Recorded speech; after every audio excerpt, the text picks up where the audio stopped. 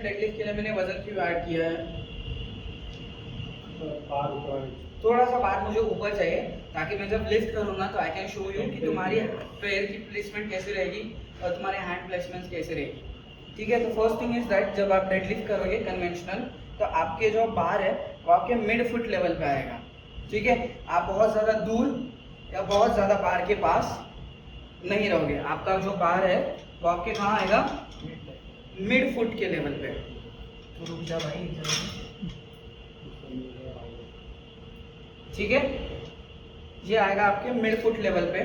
दूसरी चीज, जब आप कन्वेंशनल डेडलिफ्ट पे जा रहे हो तो आइदर अगर आप बिगिनर हो तो मैं कहूंगा कि प्रोनेटेड ग्रिप लो, but if you are a power lifter और कोई और बंदा रहेगा जिसका माइंड मसल कनेक्शन बहुत अच्छा है तब आप इसको मिक्स ग्रिप पे ले सकते हो, डेड ग्रिप में ले सकते हो। अदरवाइज मैं क्या बोलूंगा, कौन सी ग्रिप पे जाओ? Pronated. Why pronated grip? Yes exactly, जब आप प्रोनेटेड ग्रिप लोगे तब आपके लैट्स जो मसल है वो ज़्यादा अच्छे से यूज़ कर पाओगे। बट आप यहीं पे आपने अगर सुपिनेटेड ग्रिप लिया तो आपके लैट्स को आप एंगेज नहीं कर पाते, मतलब कम एंगेज कर पाते हो। दैट्स व्हाई अगर ये प्रोनेटेड रहेगा तो आपके लैट्स जो मसल है, जो आपका स्कैपुला है, इसको प्रॉपरली आप डिप्रेस्ड करके रख सकते हो। क्लियर? यस। कन्वेंशनल डेडलिफ्ट के लिए जो प्राइमरी पोजिशनिंग रहती है it will goes like this. ठीक है, आपके हिप्स पीछे जाएंगे, नीचे आएंगे। जैसे स्क्वाट में ये पैरेलल था तो डेडलिफ्ट में ये पैरेलल नहीं जाएगा, हल्का सा ऊपर रहेगा। आपकी बैक स्ट्रेट रहेगी और आगे की तरफ बेंड रहेगी। ठीक है, दोनों हाथों की पोजीशनिंग जो रहेगी वो एग्जैक्टली जितने आपके नीज हैं उसके एग्जैक्टली बाजू में जाएगी, ना नीज के सामने ना नीज के अंदर, नीज के एग्जैक्टली बाजू में। बैक को स्ट्रेट किया एंड अप। ठीक है, बार आपके बॉडी के जितना क्लोज रहेगा उतना आप ज्यादा बेटर उठा पाओगे।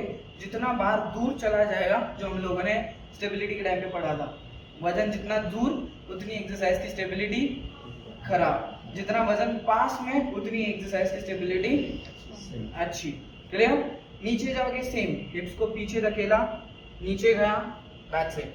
ये मेरा रेंज, यहाँ से मैं नीचे जाते वक्त क्या करोगे? ब्रीथ इन, ऊपर आते वक्त ब्रीथ आउट।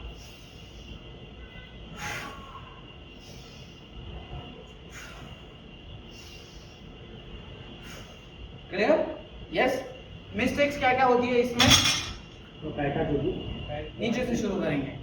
नीज अंदर या बाहर नहीं जानी चाहिए।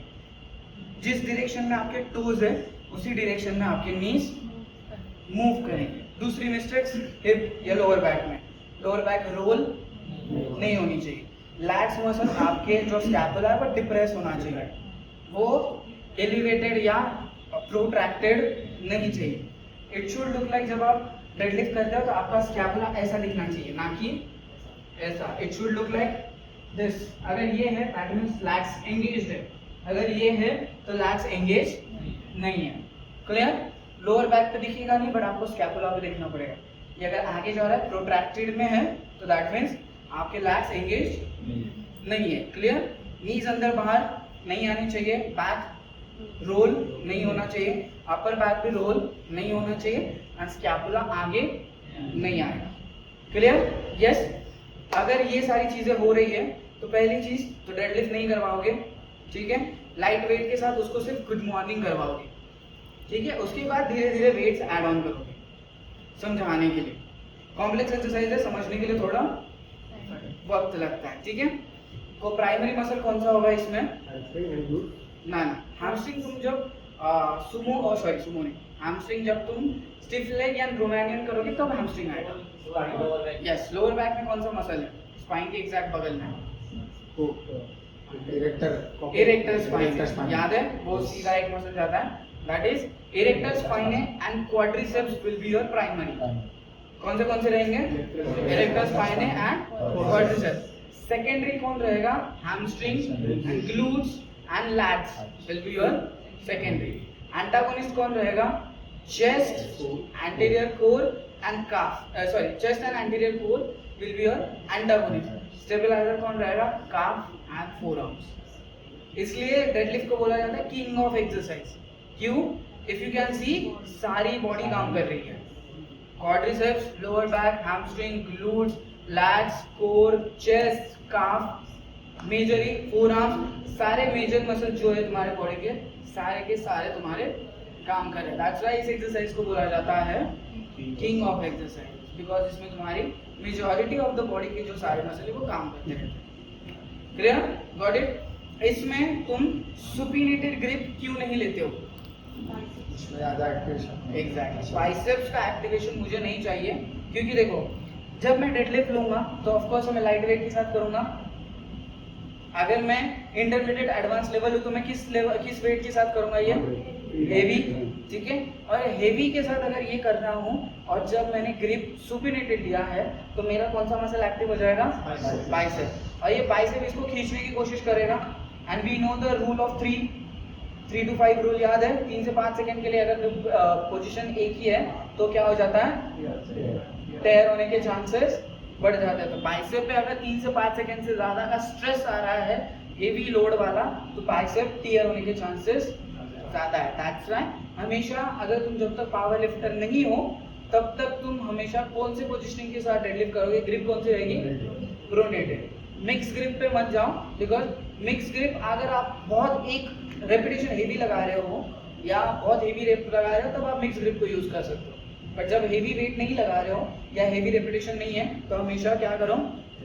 प्रोनेटेड ग्रिप के साथ. क्लियर?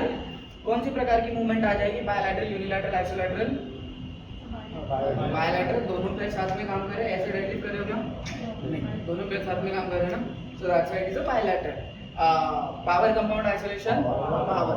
इसमें 4 जॉइंट काम कर रहे हैं अगर तुम सही से देखोगे तो. Hips, knees, ankle and shoulder. Lats muscle joint, shoulder. Yes, so that's why it is a power exercise. Open, closed. Good, शाबाश. क्यों? बॉडी का मूवमेंट हो रहा है. पैर क्या है? फिक्स्ड है. Supported, unsupported, unsupported. Push pull, पुल.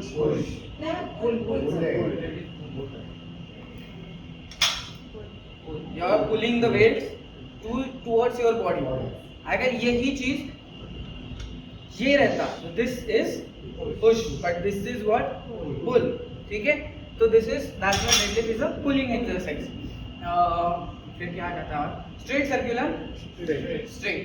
Clear everyone? Yes. और प्राइमरी सेकेंडरी हो गए, जो क्या ये होगा? Clear everyone?